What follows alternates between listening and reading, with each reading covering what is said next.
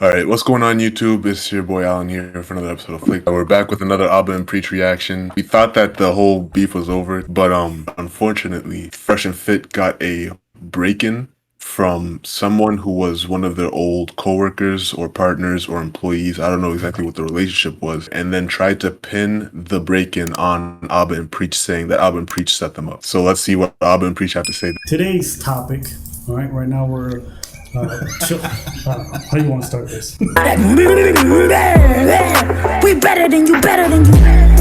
We better than you niggas. Apparently these guys had some violence come to their door. That was his problem. Yeah. That was his choice not to continue. Yeah, there was no because problem. you got triggered, baby. What the hell? Come on in, man. Come on in. You got a gun? Come on in, bro. I'm afraid of a gun. Okay. Don't come in. Kara, come. Kara. Yeah. He's here. Don't do it, bro. Oh, I didn't even peep that. What's up? Don't do it, man. Don't do it. Don't do it. I wish your motherfucker would come to my door. And people think that we sent their former business associate, someone they'd worked with for a long time, to them to attack them and break down their door. I appreciate it. Appreciate that you guys think that. We have so much influence that we know goons everywhere and that we can just send anybody. How can I prove that? How can I prove that I didn't send someone to hit you? I don't know. How do you prove that? But even he says it himself. He says it. We say it. So just to make this very, very clear, you showing up at that door had nothing to do with Abba and Preach. Okay. If you guys want to believe that we're part of some grand conspiracy, I don't really care, to be honest with you. Go find some proof and press charges. All right, that's what I'm gonna say about that. I wouldn't have sent someone. I was about to go there myself, but from what I see, they don't want that, and I can't fight a man that doesn't want to fight, even though if he's the one that posted the challenge. Why? Well, because that's illegal. If we have her number, they can call us. I've been contacting you. I've been contacting you on the DMs, and you haven't replied. Leaving them all red. But you haven't replied. Well, I think this is Preach's DM saying, dude, I said next week I take you, then I take your boy, that's it. See you in a week. And put the original title back on the video. Thank you. Nice try, that wasn't us. And stop saying that I didn't contact you, you never replied. So as soon as they tried to pin the break-in on Abba and Preach DM'd this is Fresh's Instagram, I believe. They seen it and just didn't reply. The whole situation seemed sketchy to me at first because an hour after a break-in, right, from someone who you dealt with in the past, why would you automatically pin that on someone that you have beef with that's completely unrelated? And have it happen on stream too, and then come back on the stream instead of making a police report. I don't know. The whole thing seemed very iffy to me. So how did all this start? Abba and Preach were on Fresh and Fit's podcast a couple months ago, and they had a disagreement on whether or not guys should pay for escorts. And Fresh and Fit disagreed, saying that, they want to have women's respect. And then Abba and Preach recently made a video just recovering that topic, saying how there are some situations where it would be more beneficial for you to pay for box. After Abba and Preach made that video, Fresh and Fit, they all of a sudden hop on live, talk about how Abba and Preach are chasing clout, even though Abba and Preach's channel is like 4 times as big as theirs. Fit starts talking about Preach's wife being a beluga whale, fat and ugly. Fresh over there talking about let's fly his wife out. And then they talk, just because of the disagreement, and then they talk about a boxing match, and then Preach says let's go for the boxing match. I'm going to be in Miami next week. And then they say, oh no. And then the next day after that, Fresh is on Instagram live buying a gun. Is that what? That's wild. What? Yeah, bro. What the heck? Crazy. It's been crazy. For that, I know that you don't want none of this. This nigga Preach shows up. He's gonna fight. You're going to lose. It is what it is. The truth hurts. It's not fucking acceptable To insult a man's country and or wife. Make your bed and sleep in it. There's consequences to your fucking actions. Oh shit. Okay. All these other dramas that are coming out, the baby mamas, the people, we're not going to cover all that. So what, we paid that too? We paid all the people. We're not going to cover that. Dude. Right? Then he's talking to women. He says, you want to get in this podcast? Well, we can only do it if you fuck. Is that how you conduct your business? Right? How are you giving people business lessons, but you shit where you work? Does anyone find it funny that this man's bad business practices are coming out to bite his business in the ass, and he's giving you guys all the business advice? There's an incongruence here that I find hilarious. How is it a good business strategy to go message a random woman and say, you want to get on this podcast? I would love to have you on. Let's collaborate. She's like, okay, sure. And you're like, are you single? Because I only work with people I'm banging. Is that a good business practice? Is that burning desire that like you mentioned it? Unlike these idiots, we can actually get girls. These dudes have probably never even smelled a woman. They've never had genuine burning desire. Nope. Because no one wants to eat the fat leftover. Well, the sex is transactional. We don't have it, but that's exactly what you do. And you're bro. saying The way you acquire a woman sometimes is even more important than acquiring her. And what I mean by that is, you're not going to get her best if you pay for it. Nope. And if you're content with that, that's okay. Yeah. But me and Fresh personally, and this is man to each guy is different, right? Some guys don't care how they get it. Some guys are okay with paying for it. But like me and Fresh personally, we're like, we want this girl's best. You know what I'm saying? We want to own the soul. and you're seeing all this messiness that you're Bro, having whoever your with all editor these is, women man, he needs a that you're trying to raise. sleep with, right? They're all airing you out. Wouldn't it have been way more convenient if you had a solution for a way to have sex transactionally with women? So it doesn't come back to bite you in the ass? So that when they leave, If it was transactional, you may not have problems. you would have paid, and it would have been that.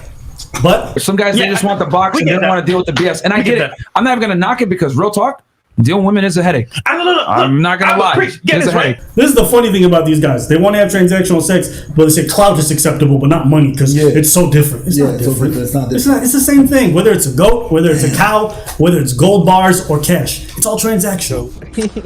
And I just want to make it clear. I'm not even saying some of these allegations are necessarily true or not. What I am saying is that there's a reason why people pay for these women's services. It's to avoid the headache that comes with it afterwards. So, for someone who claims he doesn't want drama and doesn't want to deal with all this stuff, maybe the solution for you in certain situations was to pay for some box. Instead of clout, give them money. I'll agree with you. Dealing with women in Western society, is it worth it? To me, in my opinion, not really. Because what do you get from it? Nothing. I'll agree with you. Dealing with women in Western society, is it worth it? To me, in my opinion, I like not how really. sorry. Because what do you get from it? I like how even after you slow it down, it's still hard to understand this man's, bro. He's still talking too fast. Nah, but that's not what I want to talk about though. I feel like honestly, I don't really like. I see where they're coming from with this whole like it makes more sense to be professional if you're gonna have sex, like do it the professional way. Generally, sex is something that should be held to a high regard. You know, say people should be sexual conservative. And the main issue isn't even with being sexually conservative. The problem isn't even on like whether or not you believe sex should be transactional or not. Because even Albin Preach say that they'd rather not have transactional sex, but they don't knock anybody for who wants to have that because they do understand the plus side to it. These guys are saying one thing to the people who are their followers, the people who are buying these courses for $800, $700, while behind the scenes they're asking women who come on their platform to sleep with them because they don't have any type of game. If the only game you have is using your clout, you don't deserve to sell courses to your audience. Bro, that's a scam, man. There's just no way people are paying that for the course, bro. And I don't want to see and consider anything like that, but bro, anybody watching this, bro, please don't pay 700 bills just to level up your game, bro. Please, like legit, bro. Start easy. Start talking to somebody every single day. Naturally, you're gonna find your own style, and that's it.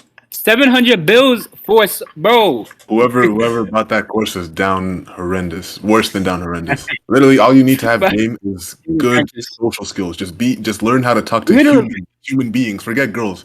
Talk to human beings. Simple. And have good social skills and don't be awkward. That's literally all you need. Especially in these courses, bro.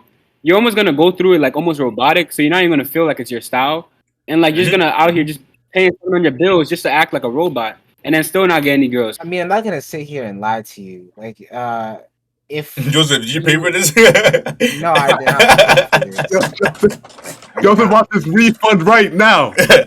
No, I mean, like, just hear me out, right? Like, if you're in a situation where this is excruciatingly difficult for you, asking for help is never a bad thing. And unfortunately, you're not going to get much help without paying some amount of money. For the $700 to $600, I'm pretty sure there are some good tips here and there. I mean, obviously, you can tell anyone this stuff, but like, if they're paying this much, there's got to be some kind of like, there's got to be some effort put into this course for these people. But the thing is that their tips are so overly generalized. Like, basically, all men should act this way towards all women.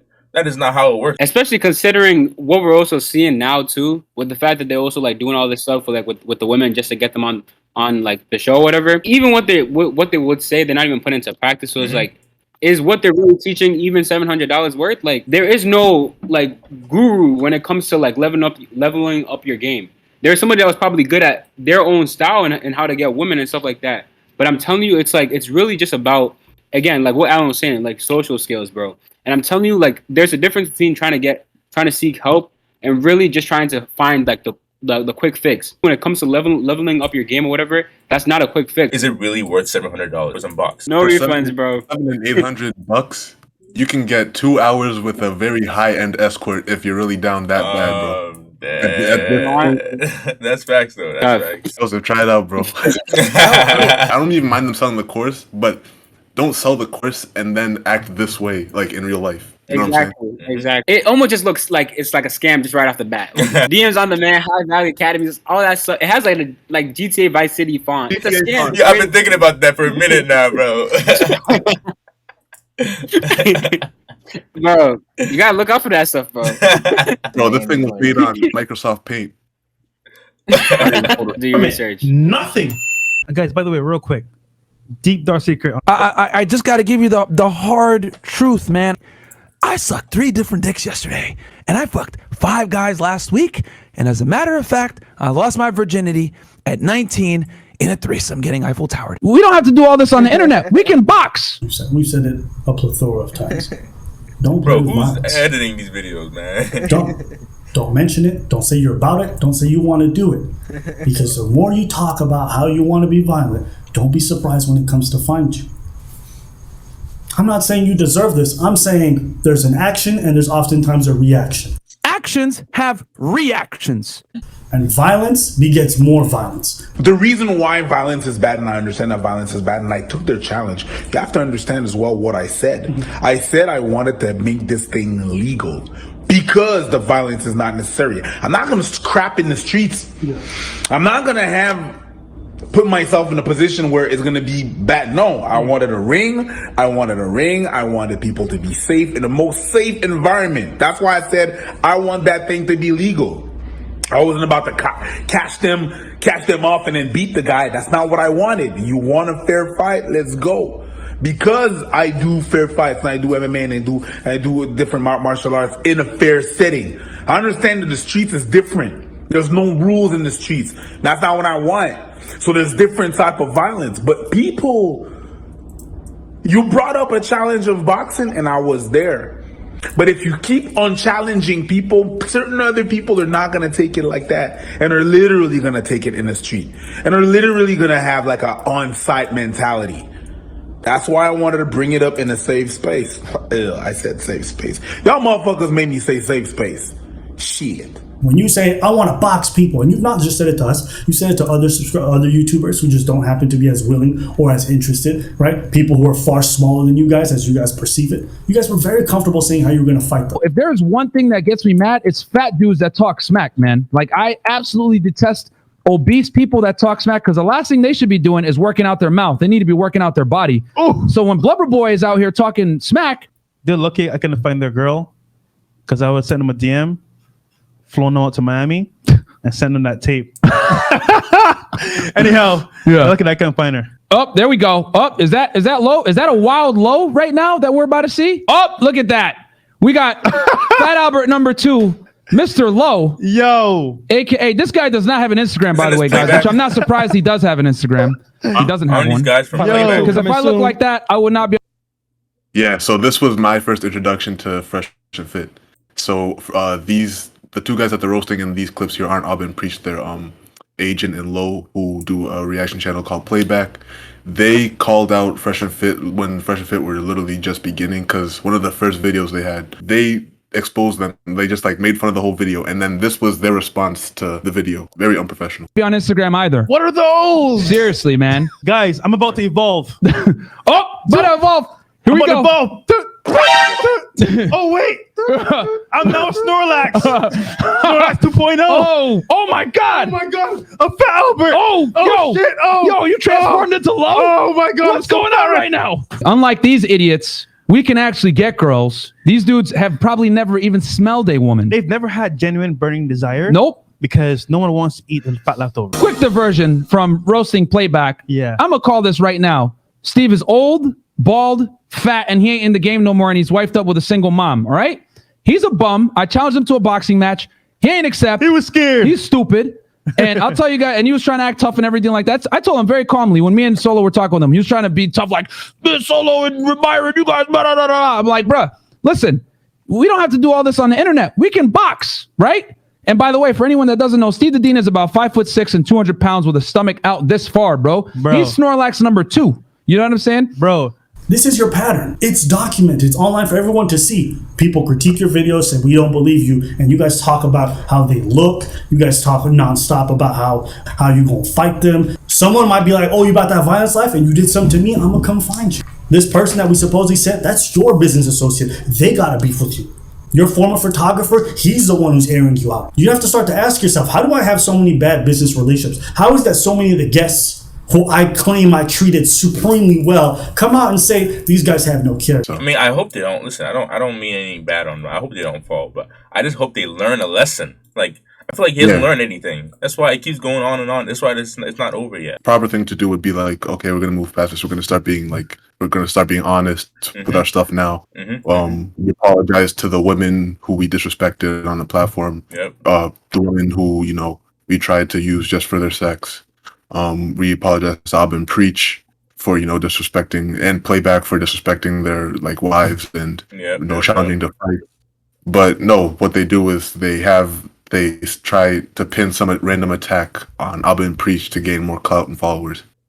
I mean, at some point it has to stop. At some point they realize you can't run business with bad morals and bad ethics. Ask yourself, was I nearly as hospitable as I claim? Was I nearly as good to these people as I claim? And if you didn't, there may be some readjusting you have to do. And it's okay. I think none of us are perfect.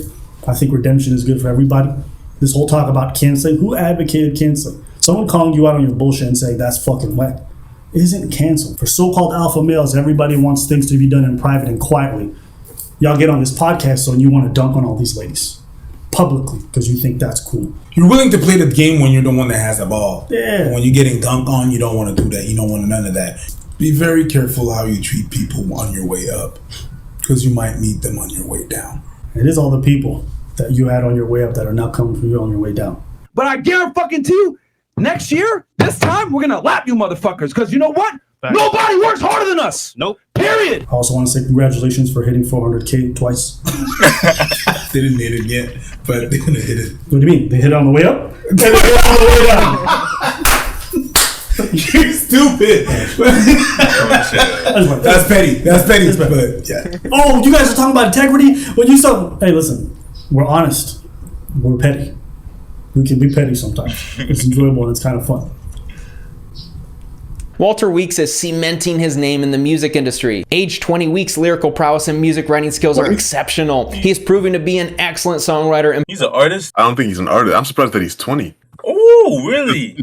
20, yeah. What? Producer, a master of his craft, Weeks' music production skills have resulted in him being one of the youngest sought-after music producers in the U.S. He is a force to reckon with in the industry and is expected to gain more prominence in the near future. His previously paid press releases introduced him into the game of helping people with a lifestyle and women. He basically creates the press release before the grift begins, so my guess is this is signaling his next grift of getting into the music business. His immediate aspirations are to establish a music record label to hone his production skills. He also intends to start producing his own music, and he feels that creating his record label is the right step. Good luck to the artist trying to sign to his label, if it even exists. These guys have a product called DMs on Demand, which is going to show you how to DM the most beautiful women in your city and get them on dates. When I fixed my profile and tapped into that hidden 10% of guys who have status and game, I had the women I dreamed about. The women that I previously thought were way out of my league were now messaging me to hang out with them. The women that once rejected me for not being interesting and having a high value lifestyle now wanted to be friends with me. And the women who are attracted to the top 10% of guys were now begging me for alone time together. With all of these amazing women Myron is dating, it's amazing that he doesn't have any receipts on his Instagram page. It's funny that the screenshots proving that this system works includes what is insinuated to be Myron's DM inbox, which no proof is provided, so that's flaw number 1. Flaw number 2 is that blue checkmark girls are not DMing a guy like Myron who has very little clout in the social media world.